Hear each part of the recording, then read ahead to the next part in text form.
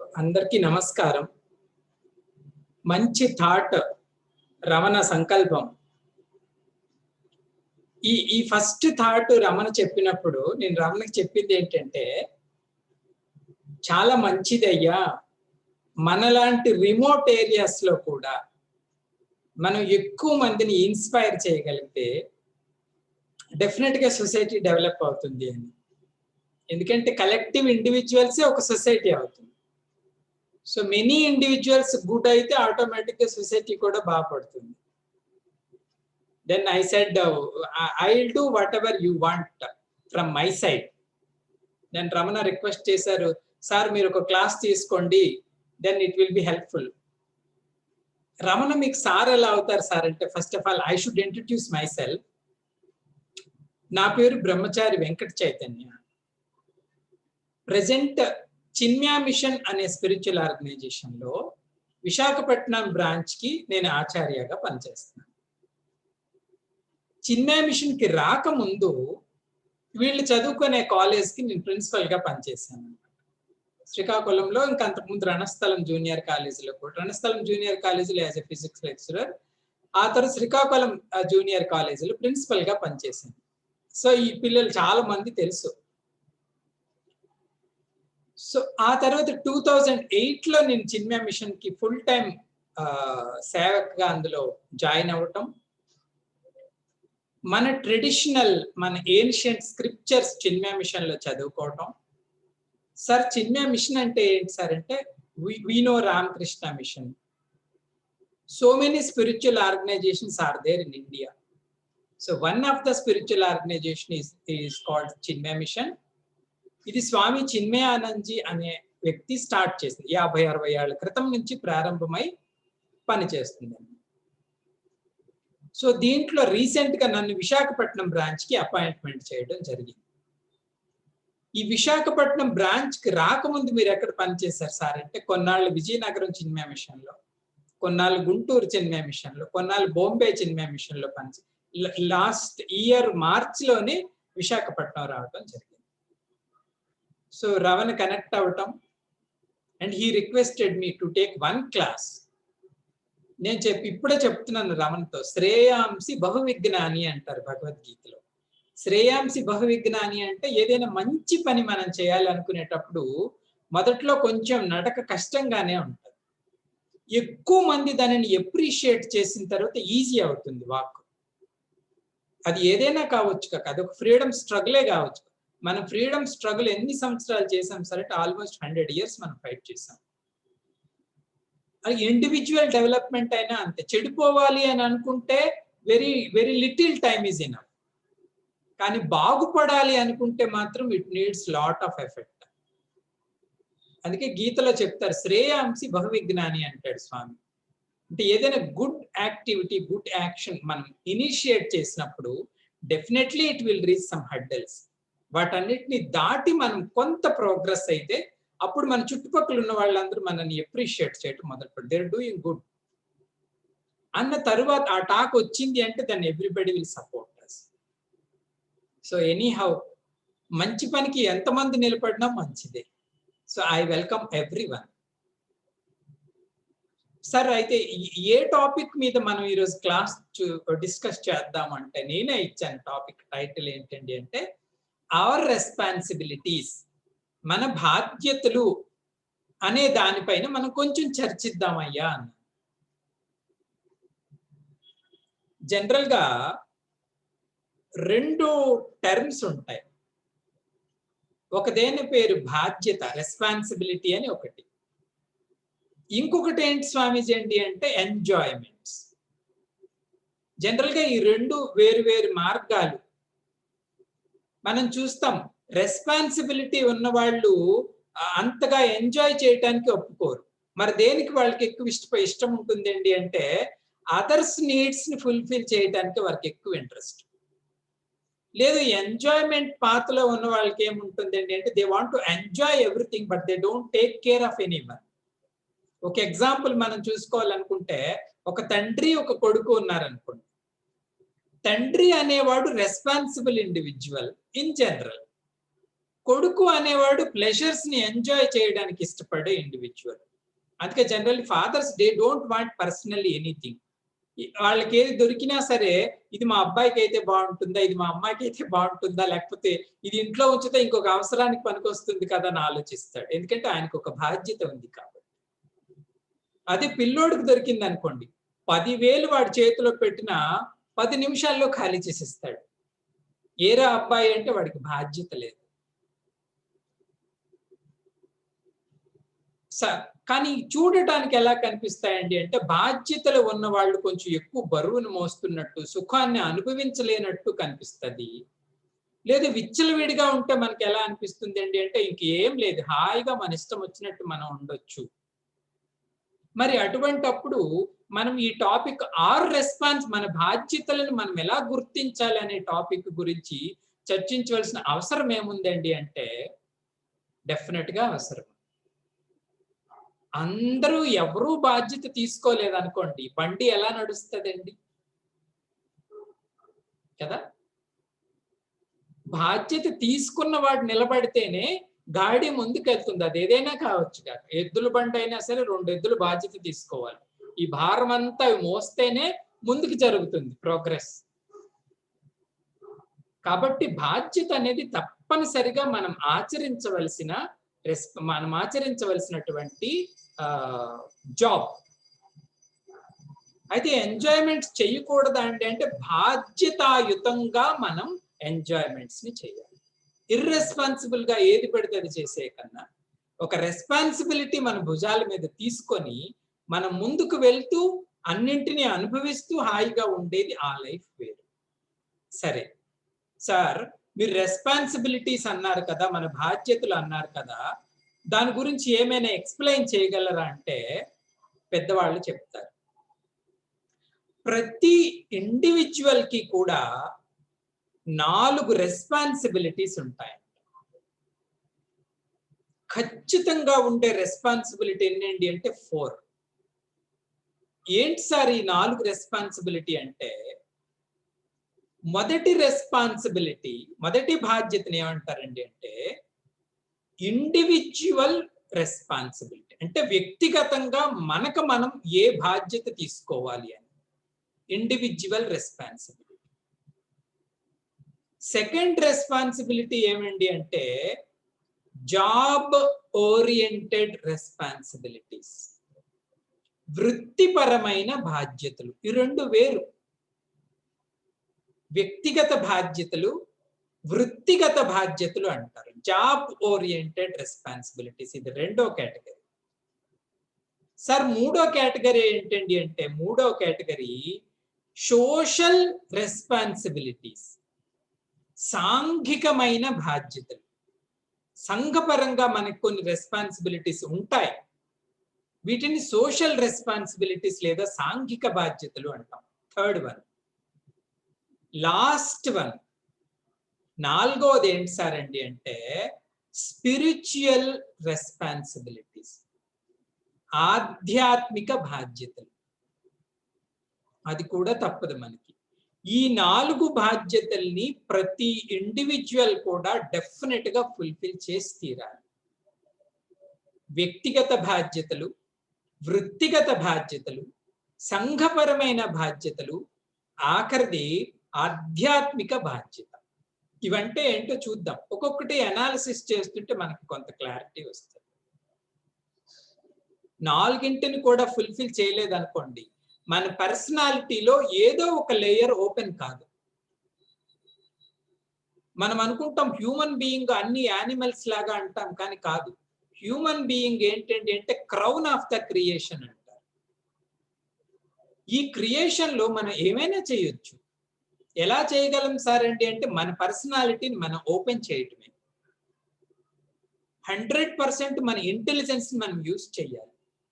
100% మన ఎబిలిటీని మనం పుట్ ఫోర్త్ చేయాలి.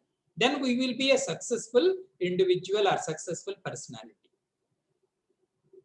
ఇందులో ఫస్ట్ది ఏంటి సార్ అంటే వ్యక్తిగతమైన బాధ్యతలు. ఇండివిడ్యువల్ రెస్పాన్సిబిలిటీ అంటే మన పైన మనం తీర్చవలసిన బాధ్యతలు కొన్ని ఉంటాయండి. ఒక పర్సన్ గా మనం జస్ట్ నిలబడినప్పుడు, ఒక ఇండివిజువల్ గా మనం జస్ట్ ఉన్నప్పుడు మనం చేయవలసిన పనులు కొన్ని ఉంటాయండి. We cannot ignore them. మనం వాటిని పట్టించుకోకుండా ఉండలేం. సార్ ఏముంటాయి సార్ ఇండివిజువల్ గా మనం చేయవలసింది ఏముంటాయండి అంటే, జాగ్రత్తగా వినండి. మన పర్సనాలిటీలో జస్ట్ యాజ్ అన్ ఇండివిజువల్ మన పర్సనాలిటీలో 3 లేయర్స్ ఉంటాయి. 3 లేయర్స్. ఏంటి సార్ ఆ లేయర్స్ అంటే, the first layer is called body. మన శరీరం మన పర్సనాలిటీలో ఒక పొర, 1 లేయర్. సెకండ్ వన్ ఏంటి సార్ అండి అంటే, mind is the second layer. మన మనస్సు, ఇది మన ఇన్సైడ్ అండి, మనకు సంబంధించి సెకండ్. థర్డ్ లేయర్ ఏంటి సార్ అండి అంటే, మన ఇంటలెక్ట్, దీన్ని బుద్ధి అంటాం మనం తెలుగులో. ఇది థర్డ్ లేయర్. ఈ 3 లేయర్స్ కలిపితేనే ఒక ఇండివిజువల్ అవుతాడు. ఈ 3 కలిసి పనిచేస్తే ప్రతి దాంట్లో ఒకటి కనిపిస్తుంది భౌతికంగా, మిగతా 2 దాని వెనకుండి నడిపిస్తాయి. సార్ ఒక ఎగ్జాంపుల్ చెప్పండి అంటే, ఇప్పుడు నేను మాట్లాడుతున్నాను అనుకోండి, ఇది ఫస్ట్ లేయర్ మీరు అందరూ చూస్తారు. వెంకట చైతన్య గారు మాట్లాడుతున్నారని. కానీ వెంకట చైతన్య గారు మాట్లాడాలండి అంటే ఆయన మైండ్ కాన్సన్ట్రేటెడ్ గా ఉండాలి. ఏం మాట్లాడాలో ఆల్రెడీ ఆయన బుద్ధిలో ప్రిపేర్ అయి ఉండాలి. ఆ ప్రిపేర్ అయింది కాన్సన్ట్రేటెడ్ మైండ్ తో బాడీ నుంచి వచ్చినప్పుడు స్పీచ్ అనే ఒక యాక్టివిటీ కంప్లీట్ అయింది. ఇలా ఏ యాక్టివిటీ చేయాలన్నా ఈ 3 కలిస్తేనే ఒక ఇండివిజువల్ అవుతాడు. అది చిన్న వంట చేసుకున్నా సరే, మనమేమో రోబోట్ కాదు కదండి. We think before act. ఆ వంట చేసే ముందు ఆలోచిస్తాం ఏమేం చెయ్యాలి. దానికన్నా ముందు ఒక నిర్ణయం తీసుకుంటాం బుద్ధిలో ఏమి వండాలి అని. కాబట్టి ఇండివిజువల్ రెస్పాన్సిబిలిటీ తెలుసుకోబోయే ముందు అసలు ఇండివిజువాలిటీ అంటే ఏంటి సార్ అండి అంటే, ఈ 3ంటిని ఒక దగ్గర పెడితేనే అది కంప్లీట్ ఇండివిజువల్ అవుతాడు. Body plus mind plus intellect. శరీరము, మనస్సు, బుద్ధి. సో ఇండివిజువల్ అంటే ఏంటో మనకి తెలిసింది. సార్ మరి చెప్పారు, మరి ఫస్ట్ రెస్పాన్సిబిలిటీ ఈ ఇండివిజువల్ మనం టేకింగ్ కేర్ తీసుకోవడం అన్నారు కదా, ఈ 3ంటి పైన మనకు రెస్పాన్సిబిలిటీ ఏంటి సార్? ఏం చెయ్యాలి నేను వీటిని పాలిష్ చెయ్యాలి అంటే, ఏం చెయ్యాలి నేను వీటిని కల్చర్ చెయ్యాలి అంటే, డెఫినెట్ గా మనం చెయ్యాలి, చేస్తుంటాం కూడా. ఫర్ ఎగ్జాంపుల్, మన అవుటర్ మోస్ట్ పర్సనాలిటీ అని ఈ బాడీ ఉందనుకోండి, దీనికి మనం ప్రాపర్ ట్రైనింగ్, ప్రాపర్ డిసిప్లిన్ కానీ పెట్టకపోయామనుకోండి, it will fall under diseases.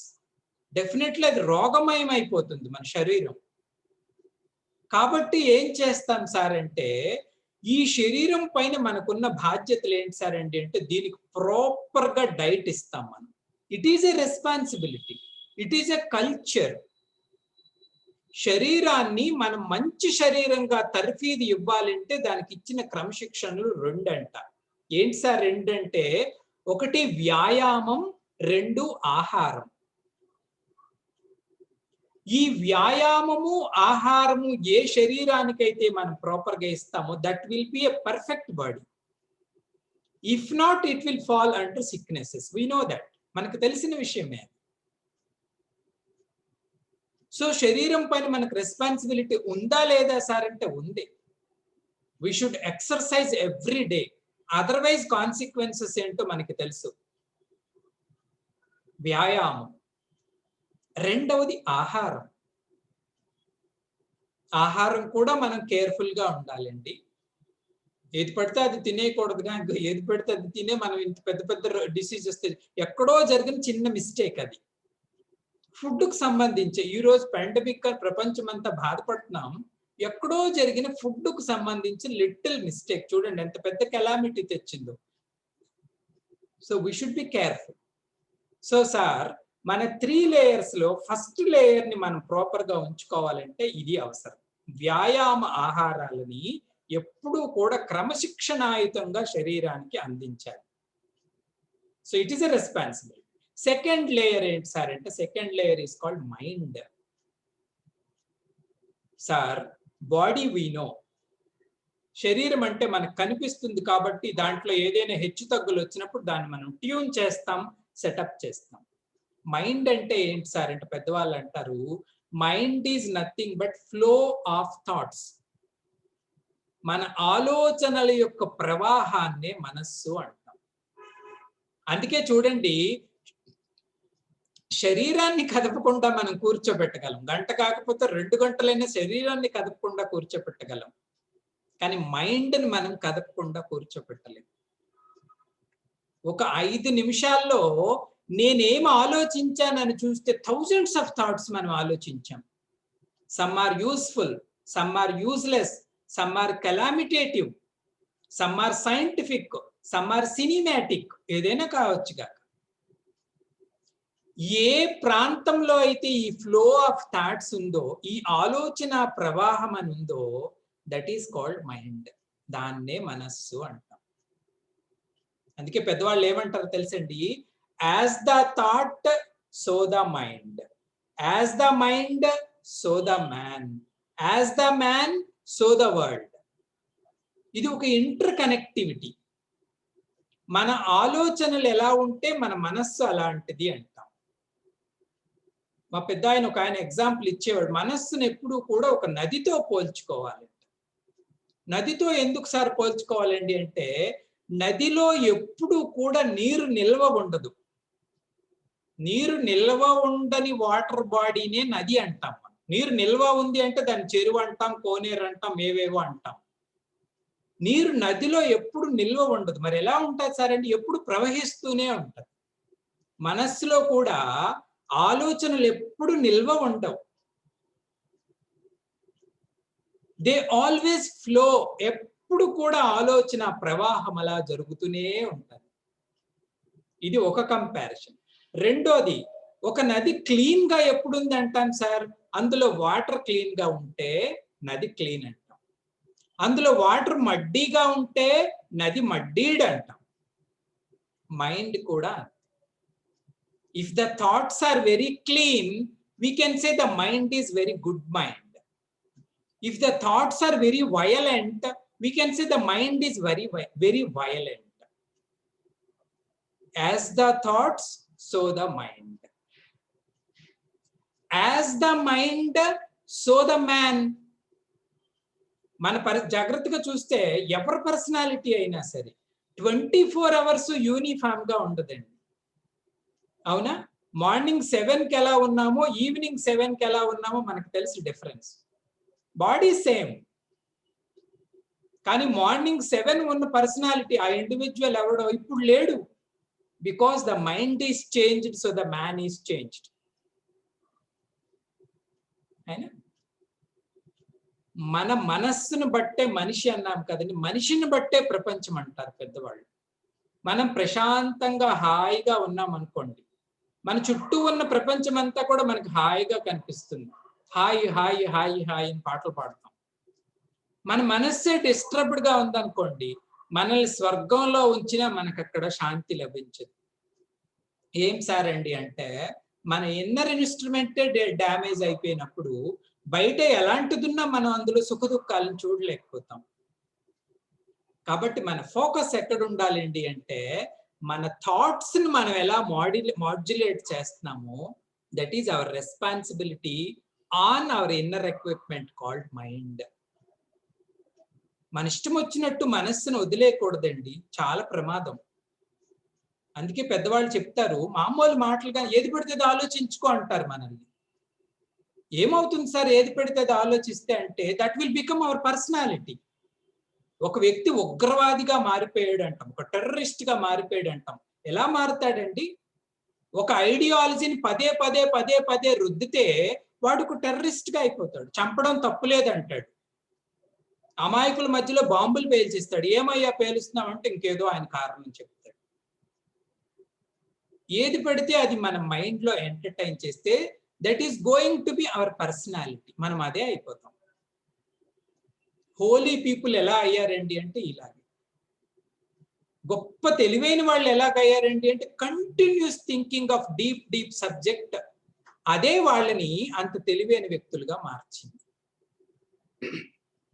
కాబట్టి we have some responsibility on our mind also. Sir body విషయంలో మీరు చెప్పారు బాడీని కానీ పర్ఫెక్ట్ గా ఉంచుకోవాలండి అంటే వ్యాయామ ఆహారాల విషయాలు జాగ్రత్తగా తీసుకోవాలి. మరి మనస్సును జాగ్రత్తగా ఉంచుకోవాలంటే ఏం చేయాలండి అంటే పెద్దవాళ్ళు ఏం చెప్తారు తెలుసండి, కొన్ని వాల్యూస్ ని మనం పాటించాలి. That will purify our mind. ఏ మంచి వాల్యూస్ నైనా మనం స్లోగా ప్రాక్టీస్ చేస్తూ ఉంటే then our personality will become good. మంచి వ్యక్తిరా అంటాం. చూడడానికి అందంగా కనిపించకపోవచ్చు, కానీ ఎక్కడ మంచితనం ఉందండి అంటే హిస్ మైండ్ ఈజ్ గుడ్. ఎవరైనా ఆపదలో ఉంటే సహాయం చేస్తాడంటే ఆయన వాల్యూని పాటిస్తున్నాడు అన్నమాట. కొందరు ఎప్పుడు నిజాన్నే మాట్లాడతారు, అది ఎంతో గ్రేట్ క్వాలిటీ అండి. అబద్ధం మాట్లాడటానికి ఒప్పుకోరు. మీకు ఈ సంస్కారం ఎలా వచ్చిందండి అంటే వాళ్ళ తల్లిదండ్రుల దగ్గర నుంచి తెచ్చుకున్నామండి. కొందరు ఏదైనా మాట ఇస్తే కట్టుపడతారు, కొందరు అహింసకే ఓటు చేస్తారు, ఇతరులను పీడించడానికి ఒప్పుకోరు. సో ఈ విధంగా కొన్ని విలువలని కానీ మనం పాటిస్తే then our mind will become pure. This is a responsibility of us on our own mind. మన మనస్సుని ప్రాపర్ గా క్రమశిక్షణలో పెట్టాలండి అంటే, ఒక మంచి మనస్సు తయారవ్వాలండి అంటే దానికి సహాయం చేసేది మంచి విలువలు. అది ఏదైనా కావచ్చుగా. ఇది సెకండ్. అండ్ థర్డ్ వన్ మన పర్సనాలిటీ ఉన్న లేయర్ గురించి చెప్పాం, దట్ ఈస్ ఆర్ ఇంటలెక్ట్. మన బుద్ధి అంటాం తెలుగులో. ఈ బుద్ధి అనేది ఏం చేస్తుంది సార్ అంటే అన్నింటికి కెప్టెన్ బుద్ధే. అయితే బ్యాడ్ లక్ ఏంటండి అంటే ఈ టోటల్ పర్సనాలిటీలో మనం తక్కువ ఫోకస్ చేసేది ఎక్కడండి అంటే బుద్ధి కేంద్రంలోనే, ఈ ఏరియాలోనే తక్కువ.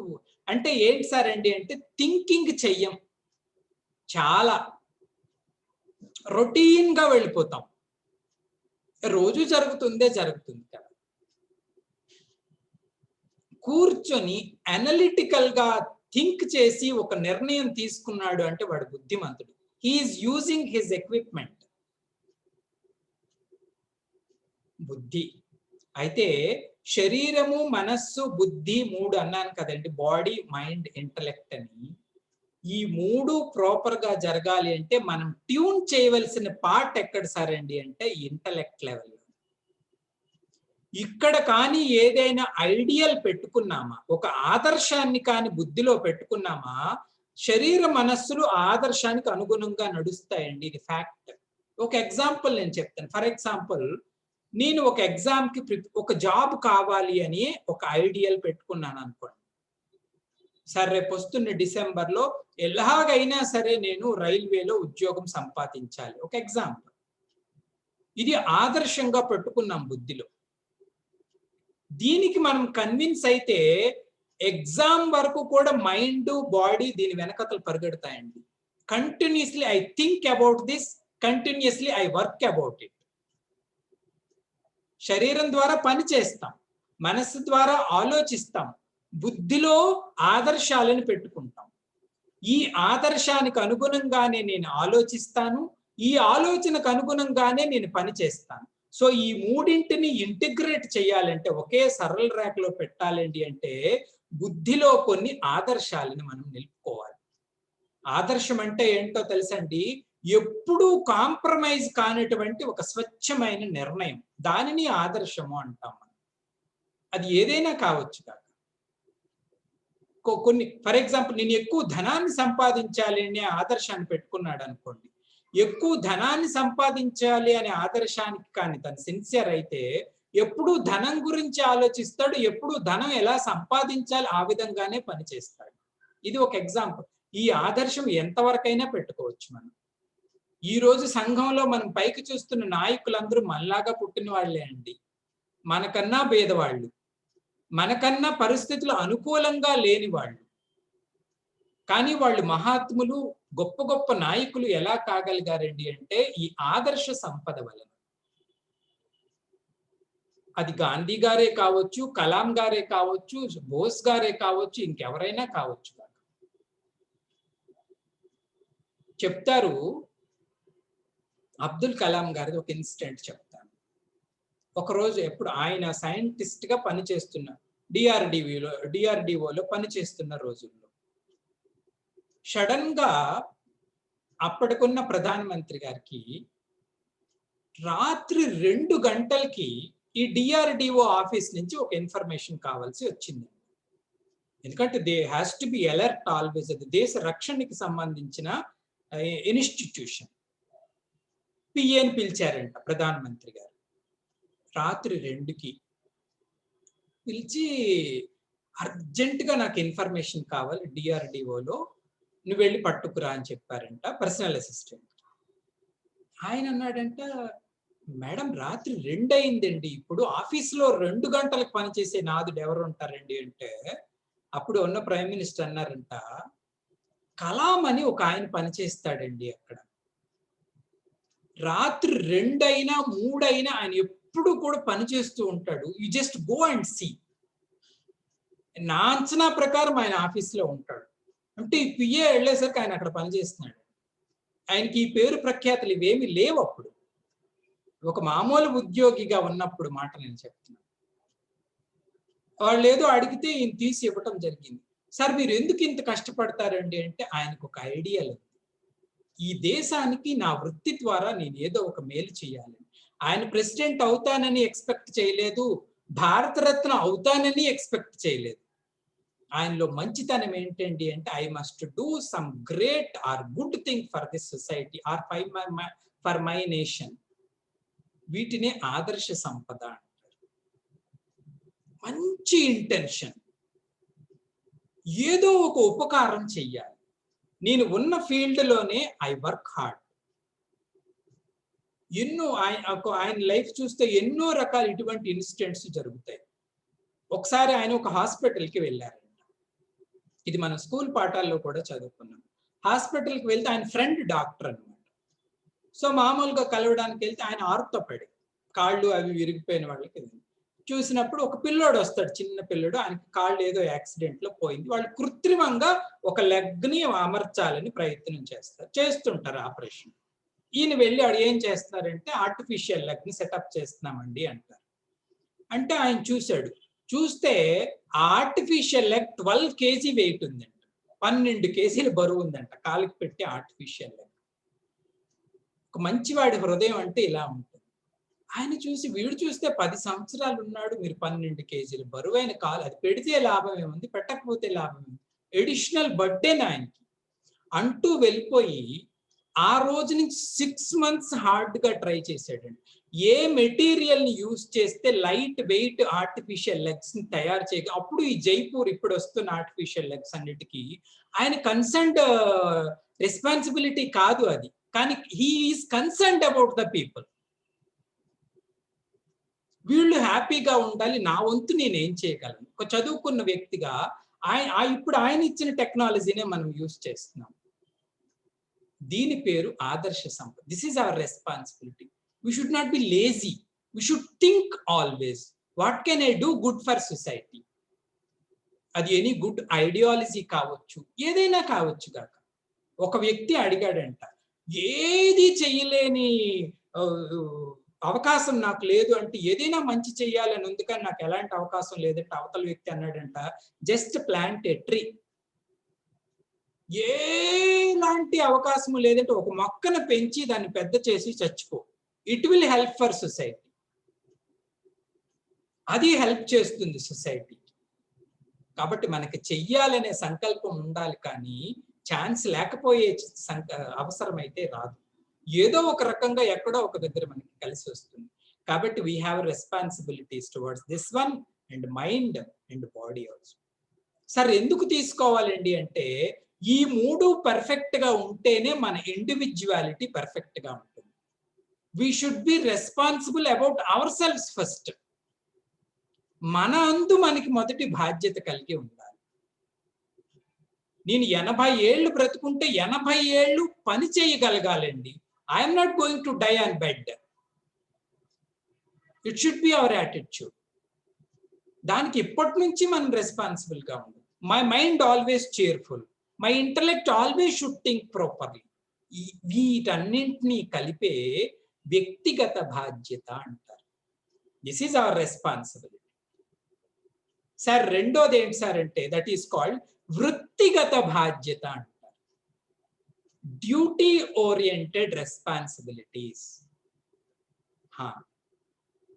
ఇదేంటి సార్ అండి అంటే మనం అనుకుంటాం మనకేమీ వృత్తి లేదేమో అనుకుంటాం, కానీ కాదట.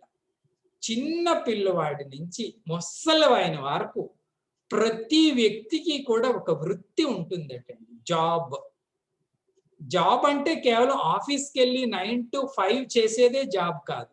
మన అమ్మగారిది జాబ్. అయితే ఆమెకి ఆ స్పృహ కూడా ఉండదంటే ఆమె ఎంత త్యాగియో మనకి తెలీదు. ఆమె చేస్తున్న జాబ్ యొక్క గ్లోరీ మనకి తెలీదు. If mother is not there, ఇప్పటికి భూమండలం కూడా ఏ కుజగ్రహమో బుధగ్రహం లాగా ఎంప్టీ అయిపోయేది మదర్ లేకపోతే. ఆమె ఉంది కాబట్టే ఇవన్నీ ఉన్నాయి. కాబట్టి వృత్తి అంటే కేవలం ఆఫీసే కాదండి. వృత్తి అంటే ప్రతి ఒక్కరికి వారు కూర్చున్న పొజిషన్లో వారికి ఉన్నటువంటి బాధ్యత. అది ఒక విద్యార్థి కావచ్చు. He may not earn money but he has a job. ఒక రిక్షా పుల్లర్ కావచ్చు, ఒక డిస్ట్రిక్ట్ కలెక్టర్ కావచ్చు. వృత్తిగతంగా మనకి కొన్ని బాధ్యతలు ఉంటాయండి. సార్ వృత్తిగతంగా మనకు ఉండవలసిన ప్రధానమైన బాధ్యత ఏంటండి అంటే క్రమశిక్షణ అంటారు, డిసిప్లిన్.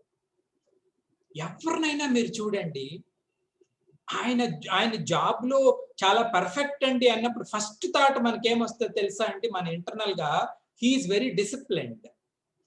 9 o'clock కి ఆఫీస్ అంటే 9 o'clock ఆయన ఆఫీస్ లో ఉంటాడండి. Any time. అంత మన క్రమశిక్షణ మన వృత్తి నైపుణ్యానికి ప్రధానమైన శోభ. ఏది చేసినా మనం డిసిప్లిన్డ్ గా చేయాలి. పెద్దవాళ్ళు చెప్తారు, ఈవెన్ మనం నడుస్తున్నప్పుడు కూడా మన క్రమశిక్షణ కనిపించాలటండి. కాసేపు ఇటు, కాసేపు దాన్ని బుద్ధి దీన్ని బుద్ధి ఇలా నడిచామనుకోండి, మనకి ఇదేంట్రా బాబు ఇలా నడుస్తున్నాడు అంట. అవునా కాదు? క్రమశిక్షణ మన వృత్తిగతమైన బాధ్యతల్లో ప్రధానమైనది. ఒక టీచర్ కావచ్చు, if they are discipline they can change whole community. ఒక ఇంజనీర్ కావచ్చు, ఎవరైనా కావచ్చు. మొట్టమొదట వృత్తిగత బాధ్యత ఏంటి సార్ అండి అంటే క్రమశిక్షణ. రెండో బాధ్యత ఉంది, అదేంటి సార్ అండి అంటే మన జాబ్ లో మనం సాటిస్ఫాక్షన్ పొందాము అంటే మన డ్యూటీని మనం పర్ఫెక్ట్ గా చేసినట్టు లెక్క. ఒక ఎగ్జాంపుల్ నేను చెప్తాను. ఒక స్టూడెంట్ ని అడిగామనుకోండి, are you a good student?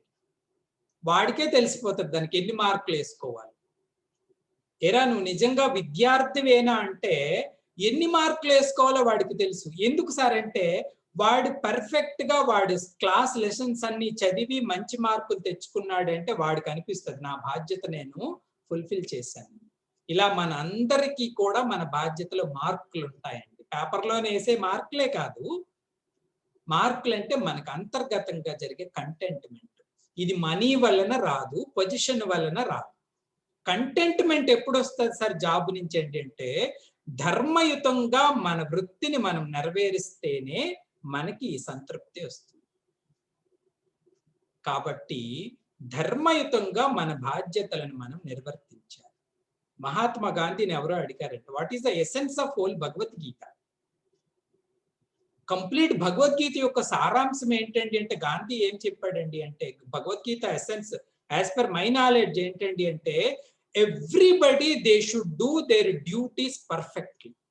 నిజంగా నేను చెప్తున్నానండి, మనం అందరమీ కలెక్టివ్ గా ప్రోగ్రెస్ అవ్వాలండి అంటే సొసైటీలో ఏ స్థానంలో ఉన్న వాళ్ళు ఆ స్థానంలో వారికి నియమింపబడిన బాధ్యతలని ఖచ్చితంగా పాటిస్తే చాలు, సొసైటీ డెవలప్ అవుతుంది. ఒక రిక్షా పుల్లర్ ఉన్నాడు అనుకోండి, he should take responsibility on his job. Every day he should work, he should earn money, he should take care of his family, then his family is a happy family. ఒక teacher, ఒక student, ఒక engineer, ఒక sweeper, వృత్తిలో మనం careful గా చూడవలసింది ఏంటంటే positions ని చూడకూడదు. ఒక వ్యక్తి కలెక్టర్ కావచ్చు, ఒక వ్యక్తి స్వీపర్ కావచ్చు, కానీ స్వీపర్ వాడి డ్యూటీని 100% పర్ఫెక్ట్ గా చేస్తే ఆ సరౌండింగ్స్ అంతా క్లీన్. కలెక్టర్ ఆయన తాలూకా డ్యూటీని పర్ఫెక్ట్ గా చేస్తే whole district will be clean. ఇది డ్యూటీని చేసే మర్మం. ఏ పొజిషన్ లో ఉన్నా బాధపడవలసిన అవసరం లేదు. మనం వాటిని పర్ఫెక్ట్ గా చేస్తున్నామా లేదా, ఇదే matter. This is called responsibility over on our jobs. వృత్తిపరమైన బాధ్యత. సార్ మూడవది ఏంటండి అంటే, మూడవది సాంఘిక బాధ్యత అని అందరికీ ఉంటుంది. నాకేం అవసరం లేదు సార్, బయట ఏమైనా నాకు నేనేం పట్టించుకొని అనకూడదు. ఇంకా వ్యక్తిని, సంఘము అంటే సంఘానికి మనకి విడదీసి ఏమి ఉండమండి. మనమంతా కలిస్తేనే సంఘం. మనకు బాధ్యత లేకపోవడం ఏంటి? 10 మంది ఇండివిజువల్ కలిస్తేనే అది ఒక గ్రామం కావచ్చు, ఒక వీధి కావచ్చు, ఒక దేశం కావచ్చు, ఒక రాష్ట్రం కావచ్చు. మనందరం కలిస్తేనే సంఘం. మరి మనకు బాధ్యతలే అంటే కనిపించకపోవచ్చు కాక, పర్టికులర్ గా ఎవరు మనల్ని అడగకపోవచ్చు నువ్వు ఇది చెయ్యయ్యా అని, కానీ సంఘపరంగా మనకి బాధ్యత ఉంటుంది. బాగుంది. అయితే సంఘపరమైన బాధ్యత మనకి ఎక్కడ స్టార్ట్ అవుతుందో తెలుసటండి? మన ఫ్యామిలీ నుంచి.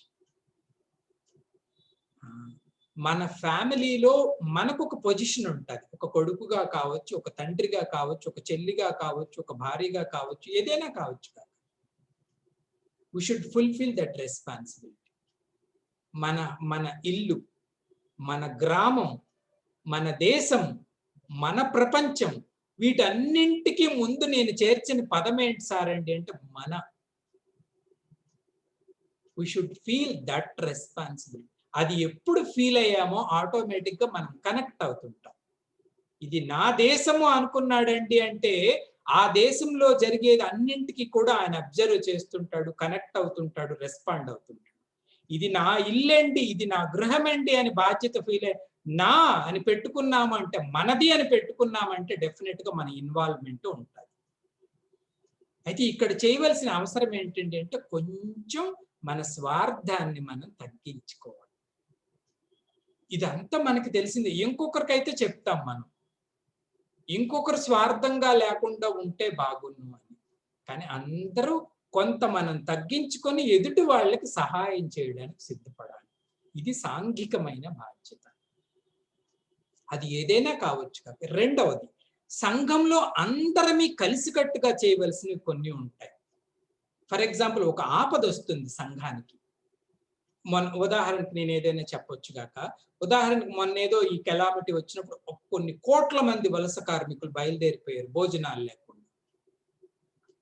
లక్కీ ఏంటండి అంటే అప్పుడప్పటికి ఎవరి దగ్గర ఏమేమి ఉన్నాయో అందరూ బయటకు పట్టుకొచ్చారు. ఈవెన్ దో బయట పరిస్థితి అంత బాగోకపోయినా, ఇదిగో ఈ నీళ్లు తీసుకొని మీరు నడవండి, లేకపోతే ఈ ఆహారం తీసుకొని మీరు నడవండి.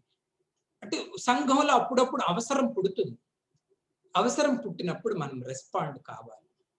ఎందుకు సార్ అంటే ఈ సంఘంలో మనం అందరం కలిస్తేనే సంఘం. ఆపద ఉన్నవాడు, ఆపద తీర్చిన వాడు ఇద్దరూ కలిస్తేనే సంఘం అవుతుంది. మనం ఈ గొప్ప భావన ఒక బాధ్యత. మనం సార్ ఈ క్లాస్ అంతా అవుతున్నప్పుడు కూడా మన అంతరంగంలో ఎలా ఉండాలి అంటే మనందరమే ఒక ఫ్యామిలీ. కలిపికట్టుగా ఏదైనా మంచి చేద్దాం. This is called social responsibility అని. ఎన్నో రకాలుగా సంఘానికి మనం ఉపకారం చేసే అవసరం ఉంది. సుభాషితాల్లో చెప్తారు, నదులు ఎగ్జాంపుల్ గా తీసుకోమంట, నదులు ప్రవహిస్తున్నాయండి అంటే సమిష్టి లాభం కోసం. వృక్షాలు ఫలాన్ని రాళ్లు వేసి మనం కొట్టిన పళ్ళు ప్రసాదిస్తుంది ఆవిడ అంటారు. పొయిట్రీగా, కవితాత్మకంగా, పిల్లల కోసం, సంఘం కోసం. ప్రతిదీ ఉపయోగపడుతుందండి.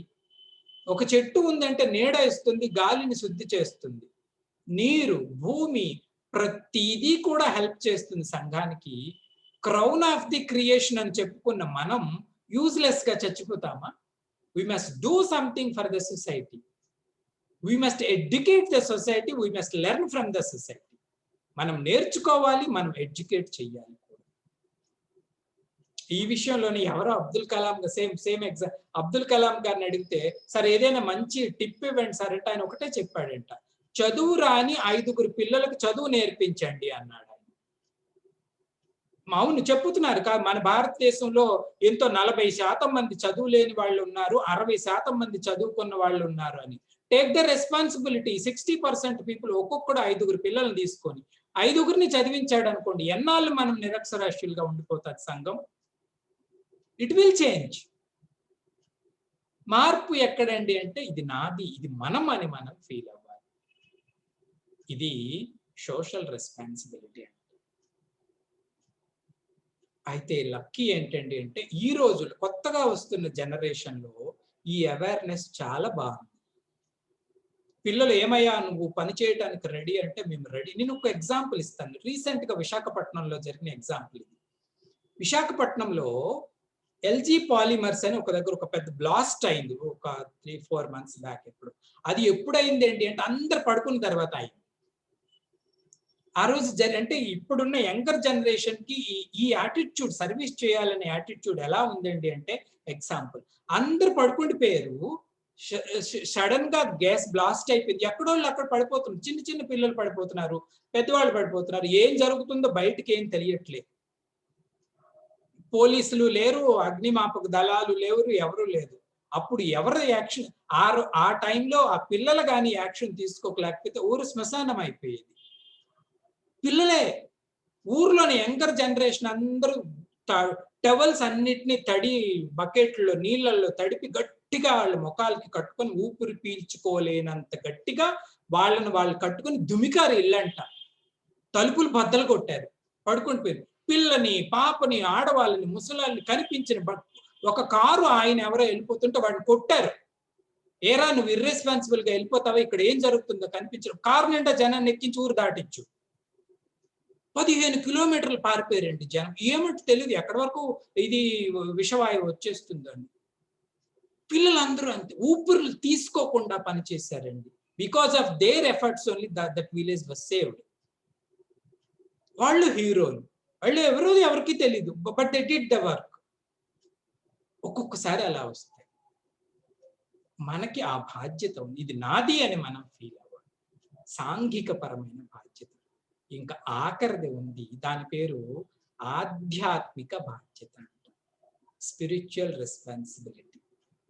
సార్ స్పిరిచువల్ రెస్పాన్సిబిలిటీ అంటే ఏంటి సార్ అండి అంటే, ఒక సీక్రెట్ నేను చెప్తాను. ఇప్పటికి ఏ సొసైటీ అయినా మీరు తీసుకోండి, అది వెస్ట్రన్ సొసైటీ తీసుకోండి, ఈస్టర్న్ సొసైటీ తీసుకోండి, ఏ సొసైటీ తీసుకున్నా ఈ సొసైటీని అంతటిని లీడ్ చేస్తున్న థాట్ ఏంటి సార్ అండి అంటే స్పిరిచువల్ థాట్. ఎన్నో గ్రేట్ పర్సనాలిటీస్ వచ్చాయి ఇప్పటి వరకు. అది గాంధీ గారే కావచ్చు, ఇంకా అంతకుముందు కావచ్చు నెల్సన్ మండేలే కావచ్చు. అంటే ఒక కమ్యూనిటీ మొత్తాన్ని ఒకవైపు తీసుకెళ్ళినవాడు. సో వీళ్ళ అందరి వెనకతల ఉన్న బ్యాక్గ్రౌండ్ థాట్ ఏంటో తెలుసా అండి? స్పిరిచువల్ థాట్ తాలూకా మెయిన్ కోర్ ఏంటి సార్ అండి అంటే వన్ థాట్. అదేంటండి అంటే every one is divine.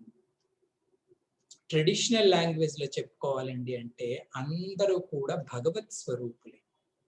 God ఎక్కడున్నాడు, పేర్లు ఏమైనా పెట్టుకోండి, ఎటువైపు అయినా చూపించుకోండి, కానీ గాడ్ ఎక్కడో లేడండి. గాడ్ ఉన్నది మన హార్ట్ లో. ఆయనకి బయట ఉండే ఏ రిలీజియన్ లేబుల్ మనం వేసుకున్నామా, ఏ మార్క్ వేసుకున్నామా, వేసుకోలేదా, రెండు అనవసరం. అంటే కొంచెం లిటిల్ గ్రాస్ గా చెప్పుకోవాలి. పిల్లలకు భగవంతుడు ఎక్కడో, భగవంతుడు హృదయంలోనే ఉన్నాడు. కానీ ఇట్ ఈస్ ఫ్యాక్ట్. మనకి అర్థం కాదు. దాని గురించి కూడా ఎంక్వైరీ చేయవలసిన రెస్పాన్సిబిలిటీ మనకి ఉంది. అందుకే పెద్దవాళ్ళు చెప్తారు, పురుష ధర్మార్థ కామ మోక్షాల వైపు ప్రయత్నం చేయండి అంటే, వి డూ వర్క్ ఫర్ ధర్మం, వి do work for artha, we do work for kama, at the same time we must do work for moksha. That is called spiritual thought. We should know what is the truth of this world. We should know what is the truth of my personality. We should know what is God. It should not be like an unknown area, should enquire. దానికి రెండు help చేస్తాయి. ఒకటేంటి sir అండి అంటే మహాత్ములు. అది ఒక స్వామి వివేకానంద కావచ్చు, ఒక రమణ మహర్షి కావచ్చు, ఒక రామకృష్ణ పరమహంస కావచ్చు, ఒక జీసస్ కావచ్చు, ఒక బుద్ధ కావచ్చు, ఎవరైనా కావచ్చు. మహాత్ములు ఒకటి. రెండు scriptures, whether it is a Bhagavad Gita or a Bible or something or something. They are not useless textbooks. If they are useless, why people are following from thousands of years? If we don't see them, we cannot label them as a useless items. మనకి అంత ఓపిక అంత శక్తి లేక మనం ignore చేసేసాం. But we have a responsibility to know that sacredness also. This is very subtle. So these four are they call our responsibilities. వ్యక్తిగత బాధ్యత, వృత్తిగత బాధ్యత, సాంఘిక బాధ్యత, అధ్యాత్మ బాధ్యత. నిజానికి పై మూడు ప్యూర్ గా షైన్ అవ్వాలి, అన్కాంప్రమైజింగ్ గా మనం పై మూడు చెయ్యాలండి అంటే స్పిరిచువల్లీ వి షుడ్ స్ట్రాంగ్. ఒక సర్వేపల్లి రాధాకృష్ణన్ గారు కానీ, భగత్ సింగ్ కానీ, సుభాష్ బోస్ కానీ, అల్లూరి సీతారాం, వీళ్ళందరూ ఎవరు అనుకున్నారండి? వీళ్ళందరూ ఋషులు. They are not lay people. They thoroughly studied our ancient scriptures. They prepared themselves and ఆ తరువాత వాళ్ళు సంఘంలోనికి వచ్చి పోరాటం చేశారు. అది అంత ఈజీ కాదండి, మనం అనుకున్నంత ఈజీ కాదు వాళ్ళు చేసిన పనులు. వాళ్ళకంత నైతికమైన శక్తి, మానసికమైన బలం ఎలా వచ్చిందండి సార్ అండి అంటే ఈ దైవ చింతన వల్ల. But this is also one or responsibility. So I asked one master, ఎవరైనా సరే ఒక మంచి హ్యూమన్ బీయింగ్ గా మారాలి అంటే సింపుల్ గా చేయవలసినవి ఏమైనా ఉన్నాయండి అంటే 3 చేయాలంట. ఒక మంచి హ్యూమన్ బీయింగ్ గా మనల్ని మనం తర్ఫీదు ఇచ్చుకోవాలనుకుంటే, మనల్ని మనం మాడ్యులేట్ చేసుకోవాలనుకుంటే ఏంటి సార్ ఆ 3 అంటే, ఫస్ట్ వన్ స్వాధ్యాయం. స్వాధ్యాయం అంటే ఏంటి సార్ అండి అంటే we should read a good book every day.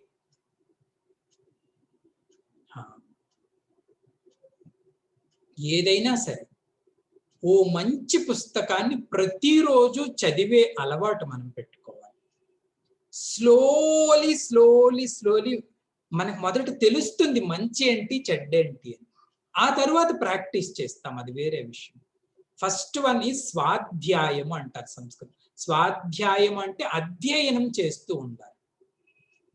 ఎవరైనా గొప్ప వ్యక్తులు ఎలా అవుతారో తెలుసా అండి? ఈ అధ్యయనం వల్లనే. ఒక మాస్టర్ మామూలుగా పాఠం చెప్తాడండి, ఒక మాస్టర్ పాఠం చెప్తే బాగా ఉంటుందండి, అర్థం ఏంటో తెలుసా అండి? దాని వెనకతలో ఉన్న రహస్యం ఇది. ఈయన బాగా ప్రిపేర్ అయ్యాడు, ఆయన ప్రిపేర్ అవ్వలేదు. స్వాధ్యాయం ఒకటి చెయ్యాలి. రెండవది ఇంకొకటి ఉంది, అదేంటి సార్ అండి అంటే సేవ. మన వ్యక్తిత్వాన్ని ఒక షేప్ లోనికి తేవాలండి అంటే దానికి ప్రధానమైన ఛానల్ ఏంటండి అంటే సర్వీస్. సర్వీస్ లో ఉన్న ప్లస్ పాయింట్ ఏంటి సార్ అండి అంటే సర్వీస్ మనం చేస్తునేటప్పుడు మన తాలూకా ఈగో పారామీటర్స్ డౌన్ అవుతాయి. అంతే కదండి. సేవ చేసి మళ్ళీ అక్కడ నేనంతా నేనింత అనం. మనకన్నా తక్కువగా ఉన్న వాళ్ళకి కానీ, మనకన్నా అవసరం ఉన్న వాళ్ళకి కానీ మనం బాగా వంగి వాళ్ళ పరిచర్యలు చేస్తాం. ఆటోమేటిక్ గా మనలో ఉన్నటువంటి ఈ అహంభావం యొక్క పారామీటర్ పడుతుంది. ఏ వ్యక్తిలో అయితే వినయం పెరిగి అహంకారం తగ్గుతుందో వాడు గుడ్డండి. వినయం తగ్గి అహంకారం పెరిగితే ఎంత ఉన్నా ఆయన వ్యక్తిత్వానికి శోభ రాదు. ఈ వినయాన్ని సంపాదించాలండి అంటే సేవ చేయాలి. రెండవది సేవ. మూడవది ఏంటి సార్ ఏంటి అంటే మూడవది సత్సంగం.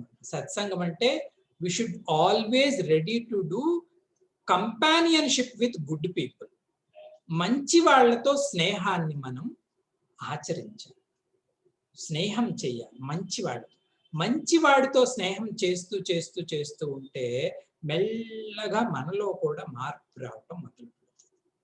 స్వాధ్యాయము, సేవ, సత్సంగము, ఈ మూడు కానీ నెమ్మదిగా మనం ప్రాక్టీస్ చేస్తూ ఉంటే స్లోలీ కొన్ని వాల్యూస్ ని ప్రాక్టీస్ చేయడం,